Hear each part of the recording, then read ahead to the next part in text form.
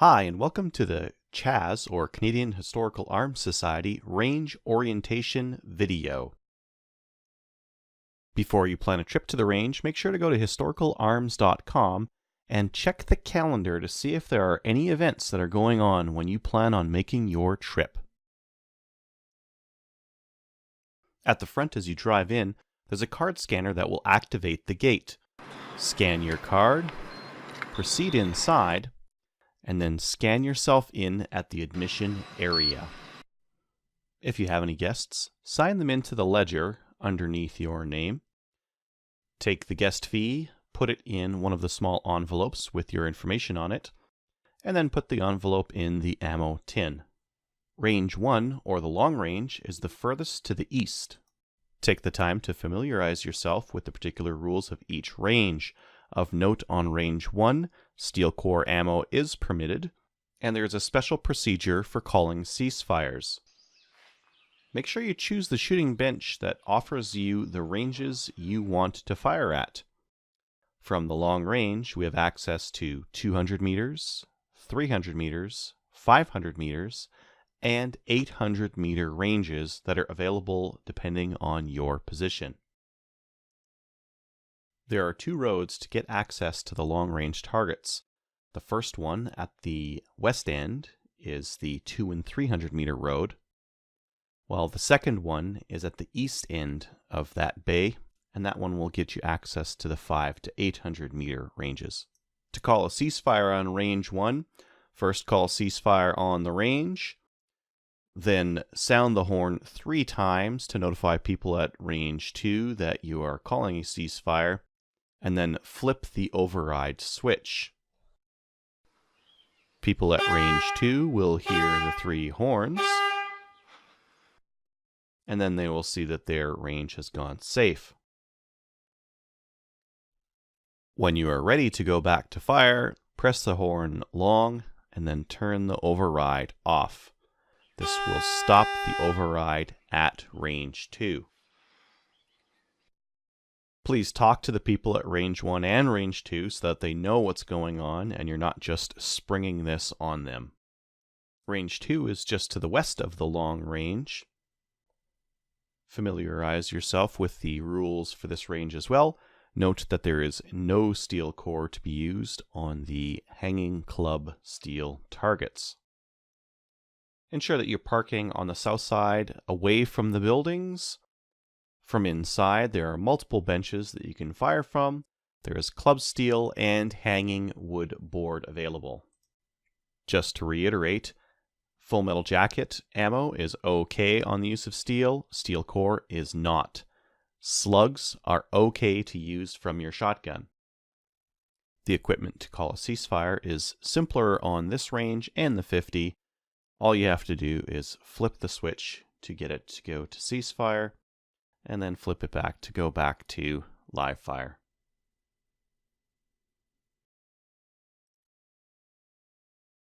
Next up is the 50 meter bay. In this bay, please familiarize yourself with the rules. Of note on this bay, you may use pistols. There is some steel available, but do not use steel core ammo and do not shoot at it with rifles. Within this bay, there are multiple shooting positions to fire at the 50 meter from a variety of different tables. And at the 50, we have steel and wood available. Next up is the 25 meter pistol bay. To access this bay, there's an access road to the west of the 50 meter bay. Familiarize yourself with the rules of this bay. Take note that centerfire pistol, rimfire, and muzzlers only, and there are no steel targets on this bay. Ensure that you're able to put your rounds into the backstop. If you are not able to put the rounds into the backstop and you find yourself hitting the ground, perhaps a pistol course is in order. Because all targetry is wood on this bay, you may move the targets back and forth to where you want them. Please avoid damage to the targets by only putting rounds into the plywood. When calling a ceasefire on this range, drop your magazines, empty your guns, and leave them with the slide open. At the shotgun range, it's for shotguns only. You may use 7.5 shot size or smaller. You can use any clay, paper, wood, or plastic targets.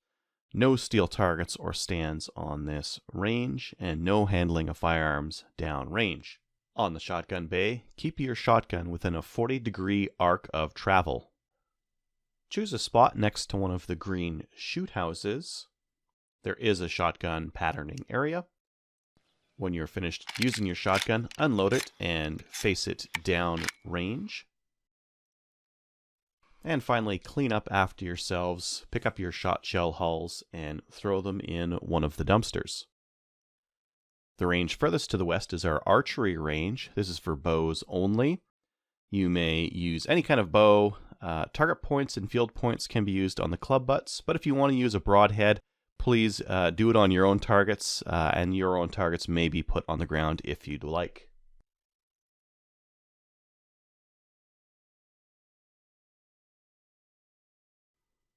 At CHAS, ear and eye protection is mandatory. Follow Colonel Cooper's 4 basic rules of gun safety. Treat all guns as if they were loaded, even if they are not. Never let the muzzle cover anything you are not willing to destroy. Keep your finger off the trigger till your sights are on the target. And identify your target, what is in front of it and what is behind it. At CHAS, we allow firing from the bench, standing, standing supported, kneeling, sitting, and finally prone, but you must be at the firing line. Now, anyone can call a ceasefire at any time. If you see something that's unsafe, please call a ceasefire immediately. If you want to call a ceasefire to go set up some targets, please let your fellow shooters know of your intention before you actually call the ceasefire. You may leave your rifle at the line, but the magazine must be empty of cartridges and the bolt must be open. If you have a revolver, leave the cylinder open. Semi-automatics should have the bolts to the rear where possible. Where it's not possible to show that it's empty, use a chamber flag or rack the rifle on the racks to the rear.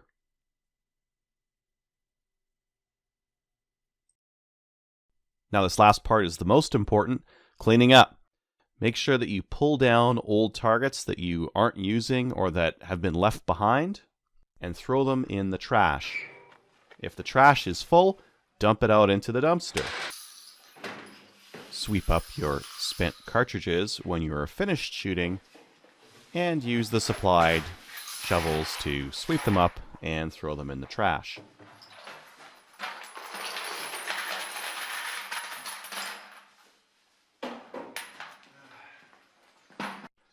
If you've had any duds, throw them in the misfires bin. Now, the hanging steel targets are awesome and fun to shoot, but every once in a while, one gets shot down. When this happens, just put it back up using the nuts and bolts that we have available. There are even wrenches that are available underneath the bays in the little tins. Please, whatever you do, don't shoot the hangers. They are not bulletproof and they will not stand up to fire. If the targets have become hard to spot impacts on, go ahead and feel free to hit them with a coat of paint. If you're using one of the bays that has metal stands with plywood targets and the plywood's getting a little bit shot up, please feel free to grab one of the sheets of plywood and replace it on the target. As our organization is volunteer run, please do your part and keep the range looking great. Thank you for watching this orientation video, and have a great time at the range.